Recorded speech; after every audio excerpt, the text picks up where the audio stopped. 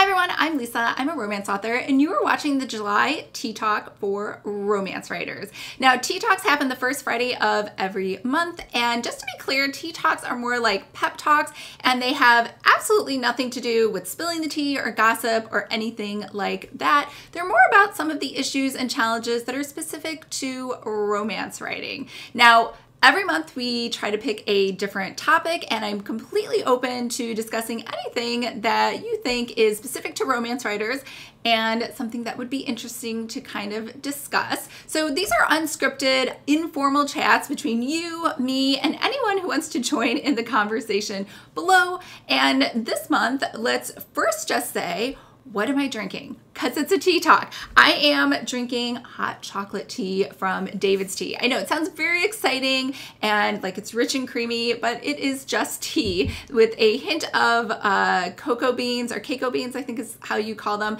And it doesn't have any sugar in it. So I am doing sugar-free for the next 75 days because I'm doing the 75 hard challenge, which if you haven't heard about that, I will leave information below, but a group of us are trying to follow all of the rules, which is eat a strict diet, work out 2 times a day, and read a book, like 10 pages of a self-help or entrepreneurial book. So not too tough, but it has been fun to do that with my friends, and we check in with each other every day. And if you would like to join us, just let me know below and I will send you some information. So my whole point is, if you are on my mailing list, you know every month I send out a free monthly planner for writers, and in there I include 2 recipes that are definitely not lacking in sugar because I love desserts and I love ice cream and I especially love chocolate. So it has been challenging for me. So I'm doing these little things to still make some chocolate happen in my life without breaking the rules. So that's what I'm doing. So let's get back to our topic about diversity in romance writing. Now, there are a ton of different areas that we could talk about when it comes to sexual orientation and, identity, or with religious preference, or let's say a disability. So there are many different marginalized groups that could be authors themselves or could be represented as characters or subject matters in romance books. However, for the purpose of our discussion today, I'm actually just going to limit it to race, ethnicity, national origin, so Asian, Hispanic, Black. We'll talk about all of those things today. So first, let's just chat about authors. There are not a lot of us when it comes to diversity. And if you're not familiar, hopefully you've probably figured out that I'm Asian, and I am actually a Korean adoptee, which means I was born in Seoul and I was adopted over in the US. So my dad is white and his last name is Seifert. And the only reason I use a pen name is because Seifert is hard to spell, but London is really easy to spell. Everyone knows how to spell that. But even if I had the last name Seifert, if you just looked me up or just saw my name on the book cover, you still wouldn't know that I'm Asian unless you did a little bit more research and digging around. So there was a study recently from the Ripped Bodice, which is an all romance bookstore in Los Angeles, and they each year try to do, I'm gonna say anecdotal, because they did admit that they didn't have all of the scientific confirmed data at their disposal, meaning they didn't have the US Census demographics, so they did guess on the ethnicity of different authors. And again, if you just looked at my name, you would not know that I am Asian. So that's why I'm saying their data is a little anecdotal, but they're just saying each year, you can download the report, I'll leave a link to it, that there's about 7% of all of the romance books that are out there are written by minorities. Now, I don't know what that number really means in general to, is that a good number? Is that a bad number? Honestly, we're minorities, so there are going to be less of us. And I don't know that there are less of us because there are barriers to entry or because there's discriminatory practices going on. I think that's maybe just how things are. And I think their point was they were trying to emphasize that booksellers, the traditional ones, should try to make more of an effort to get diverse authors, and they had even broken it down per book company, and like Kensington and HarperCollins and Harlequin, and what percentage of their authors are in fact diverse authors. Just so you know, Kensington, I believe, came in #1 at 22%. So I think that's a pretty positive number considering that all romance books are 7%. So, you know, if this is something you were interested in, definitely go check out The Ripped Bodice, because I think those are the only people right now who put out any statistics of that kind. Now, I know just anecdotally, again, just by memory, when I go to romance conferences or conventions, it is not as diverse as probably, you know, even 25%. But I think that might be changing. And I don't know that we, in general, with encouraging new authors, have really made an effort to sort of welcome diverse authors in, or even address the own voices part. I do believe that's changing, like, for the better. It's trending right now that there's a lot of own voices books.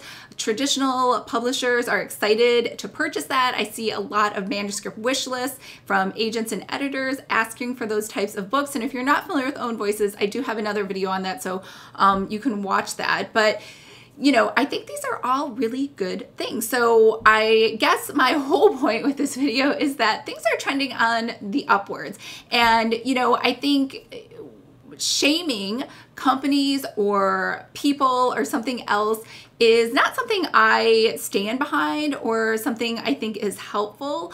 I understand that there is a need to maybe help encourage people to be more open to diversity, whether it is in terms of acquiring new books or reading new books. But I think there are a lot of people doing really positive things. So one of my favorite booktubers is Cindy, and she is amazing and awesome, and her personality is totally different from mine, and she just says it like it is, and she is so real and so like authentic. Like, she's just really refreshing to watch. So she hosted an Asian readathon the other month. I don't know if anybody saw that on my Insta stories, but I was super excited, one, that it even existed. 2, I was excited to participate. And 3, I thought it was amazing that she was able to get an entire panel of diverse authors to do a discussion for the end of the readathon. So I'm just gonna post a little clip here from Cindy. She did give me permission, so thank you, Cindy, and you should check her out too. She's just really fun. I remember when I was organizing this, I got an anonymous message on my Curious Cat where someone called me an SJW bitch for starting an Asian readathon. Dude, I'm literally Asian. I don't know if you know this, but I'm Asian. People get so fucking weird about diversity. No one's trying to erase white people, Becky. We're just gonna read Asian books for like a month. It ain't that deep. Calm your tits. Or kind of use a character as a fetish, like Eleanor Park.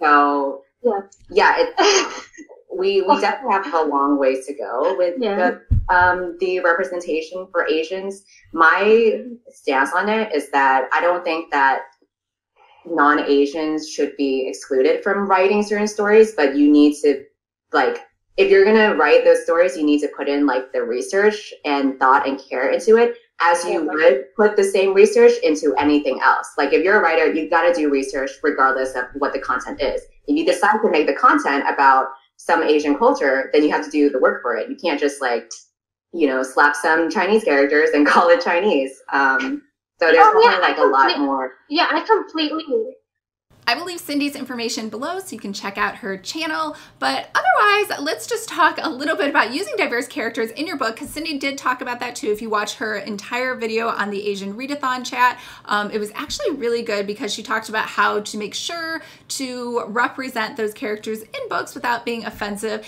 And my #1 suggestion would be good to just ask, like, a wide range of people within that diverse group. There are actually experts that you can go to that are cultural sensitivity leaders and trainers, instructors, and I don't know how much they would charge to read your book, but they could also help as well. So the other thing too is interracial couples, because we're talking about romance. You know, it's kind of funny, if you ever watch an insurance commercial, if there's a black man, because they're usually about families in these insurance commercials, if there's a black man, he's for sure dating a black woman and they together have a black child. If you see an Asian man, he for sure is married to an Asian woman and they together have Asian children. So to me, I always found this a little sort of odd, like, why can't they date people from other races? Why couldn't you have put a black husband together with an Asian wife? And same thing in books. Like, why can't you just do that without having it be a big thing, right? Like, why does it have to be about the race? So there are movies like Guess Who's Coming to Dinner where the whole thing is about the race, right? And the fact that they're from two different demographics. And that's okay, you could do that. But I would love to see and challenge a lot of romance authors just to have interracial couples where the whole book isn't about the fact that they are an interracial couple, right? Like, you can mix things up. Put together a Latino man with an Asian woman, or put together an Asian man with a white wife or something. So, you know, I don't see this a lot, and I guess this is more of a personal request. I would love to see this more, and I think authors should feel comfortable putting that into their book without having to address it and having to like make it the whole part of the book. So I watch Marvel Agents of S.H.I.E.L.D. and May is Asian, who's a character on that, and her first husband was black, and then her next boyfriend was white, and nobody ever had to discuss the fact that they were an interracial couple. It was just May and people that she was married to and dating, and I love that. So I would challenge you to do the same exact thing. All right. That's kind of all I had to say. I wouldn't really do a wrap up because it's not a listicle, but let me know below if there are other questions you have or things you've been thinking about or something else on writing diversity in romance that you want to chat about. All right, I hope everyone's having a fabulous Friday, and it is the 4th of July weekend, so hopefully you are enjoying a nice long weekend and of course watching my videos, and I will see you guys on Monday. And don't forget, I am taking a YouTube hiatus for the entire month of August and September because I will be in my little writing cave, typing away, working on my stories. I know everybody is like great at, I shouldn't say everybody, a lot of people are great at multitasking. I am not. I recognize that this is a limitation that I have, and when I want to write a book, I can only work on that book. And that's honestly specifically why I quit my day job and why I just work for myself so that I can do that. So I will see you guys back in October. And remember, I do have a free course called How to Plot Your First Romance, so make sure to sign up for that. And really important, I am on Insta stories like 24/7, so let's stay connected for the whole month of August and September while I am on hiatus, because I post there all the time, and I would love to get to know you and chat with you and find out what you're doing and see if you're doing the 75 hard challenge, right? So if you want to do that challenge with me, let me know.